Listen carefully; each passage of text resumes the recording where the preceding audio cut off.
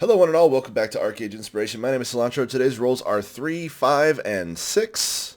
So let's see what we get here. That would be Occultism, which we already have. Songcraft and Witchcraft. Wow, very similar to what we just did. Just switching one tree. Tombcaller. Alright, let's take a look.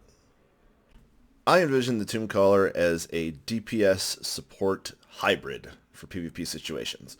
I decided to go with full Songcraft and Occultism build, taking Witchcraft exclusively for Courageous Action and Purge, two incredibly good buffs that you can use on your allies. In addition, Purge, of course, has the beautiful Shackle slash Silence combo.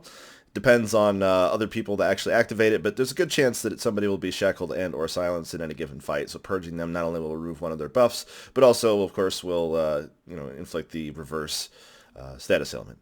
As far as your actual abilities, this has the full Bard package, essentially, between Quickstep, Ode to Recovery, Bloody Shanty, Bulwark Ballad. You'll have all four of these songs. You have the two passives related to them, Loudspeaker and Hold the Note, ensuring that your songs will last for quite some time.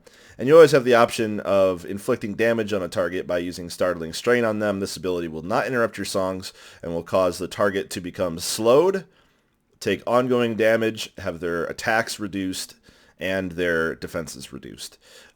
This is a general package sort of support for any PvP situation. PvP bards tend to be more effective in larger groups, of course, when they have more targets to actually hit with their bard abilities, but you have the option here if you wish.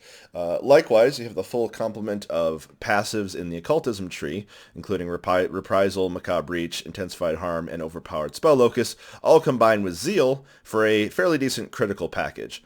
Now, you don't have a lot of raw innate critical chance, aside from, of course, proccing Reprisal, which comes up pretty often. You don't have Magic Circle or any critical passives from Sorcery. But when you're doing a lot of AoE stuff, well, I guess, Hell Spear and Summon Crows, you'll have a chance to proc it very often then. Also, do note that Reprisal and all these other passives, as I've shown so many other times, will actually trigger on critical heals that you receive. So there's even a chance that you may receive them while you're doing an Ode to Recovery. So if you critically heal yourself and you see a bunch of these abilities proc, you could always, if you wish, cancel your spell, or your song rather, to dish out some burst damage with Critical Discord, possibly Hell Spear. Crippling Mire and Mana Force are taken as general utility spells. Mana Force will help you get somebody off of you if they have approached. Also inflicting extra damage if the target is feared. You can get a fear from Critical Discord. Whenever you have a target charm from Startling Strain, Critical Discord will then fear the target, so you can get the extra damage and mana regeneration. Crippling Mire is just a generally good slow ability. Its damage is reasonable, especially when boosted with a bunch of crits, and if the target has become distressed through the various ways to do that, then they'll be stunned for the duration. In addition, bleeds, which are extremely common in PvP, will augment its damage. Last but not least, we have Stillness, a great ability just for its silence alone.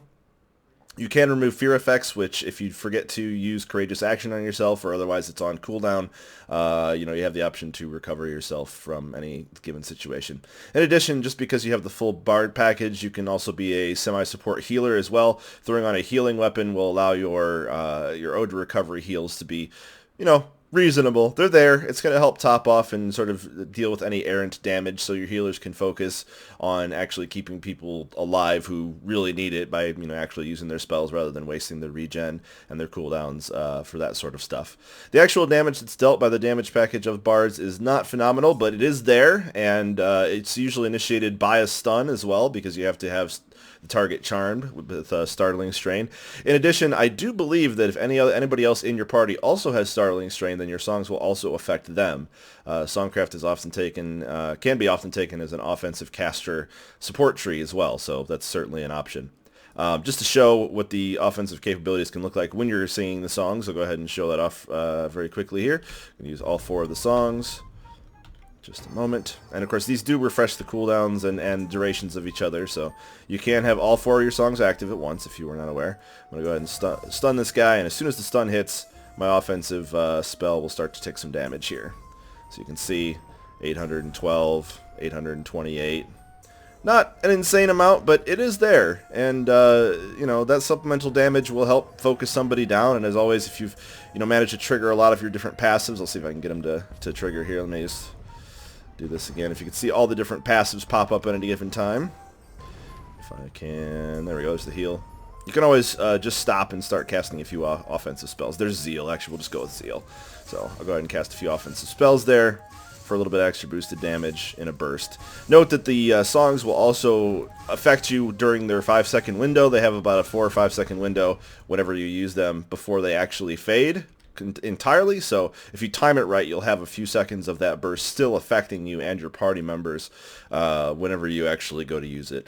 Forgot to mention really quickly, but Hummingbird Ditty, of course, and Uptempo help reduce your cast time. Not really that important because the only real cast time ability you have is Critical Discord, but it's there, and it does help boost your damage just slightly. So that's all I had to say about the Tombcaller. Seems like a pretty interesting build for support hybrid DPS type things. Let me know what you think. Thanks for watching. Thanks for liking the video, and I'll see you next time.